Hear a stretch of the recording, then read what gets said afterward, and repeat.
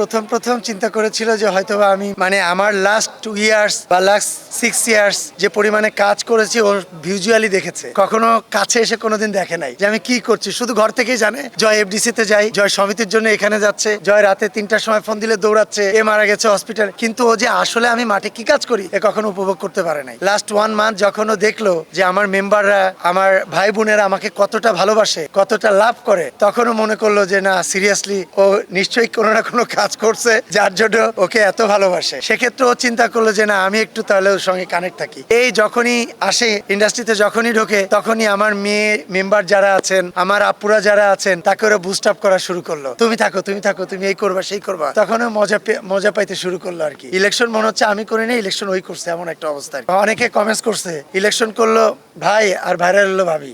তা যাই হোক, এগুলো আমরা পড়ি আর হাসি আর কি। তো যখন এনজয় করতে, আমি যে এগুলা করছি, আমি যে সেবা করতেছি, দৌড়াচ্ছি, সবার জন্য কাছে যাচ্ছি, কানেক্ট হচ্ছি, ম্যান টু ম্যান কানেক্ট হচ্ছি, এটা তো এনজয় করছে আর কি। তো ওই হিসাবে সবাই মোটামুটি অনেকেই জানতো আমার ওয়াইফ রোমানানির, কিন্তু কাছে থেকে কেউ কখনো এইভাবে কানেক্ট করতে পারে নাই। এই 1 মাস ধরে যেভাবে কানেক্ট হয়েছে, এটা তো অনেক বেশি আবেগ আপ্লুত হয়ে গেছে। ও কখনো বলে যে তুমি 100% তুমি পাস করবা, তোমাকে ঠেকাইতে পারবে না। আবার বলে জয় এবার মনে একটা দুর্ঘটনা ঘটেও যেতে পারে, আমি কোন দিকে যাব। আমার এক কানে বলে এটা, এক কানে বলে এটা। এখন আমার তো একটা আত্মবিশ্বাস আছে যে আমি কি করেছি, আমাকে যত কষ্ট হোক অন্তত এতটা কষ্ট আমাকে তারা দিবে না। কারণ এই 8 বছর আমি কি না করি নাই তাদের জন্য, কোনো না কোনো জায়গায় আমার জন্য একটা জায়গা তারা রেখেছে। এটা আমার আত্মবিশ্বাস ছিল, এবং আমি যতবার দাঁড়িয়েছি ততবার পাশ করেছি, এটা আমার একটা আত্মবিশ্বাস ছিল। ওনারা আমাকে কখনো ওনাদের কাছ থেকে সরাবে না, ওনাদের কাছেই রাখবে।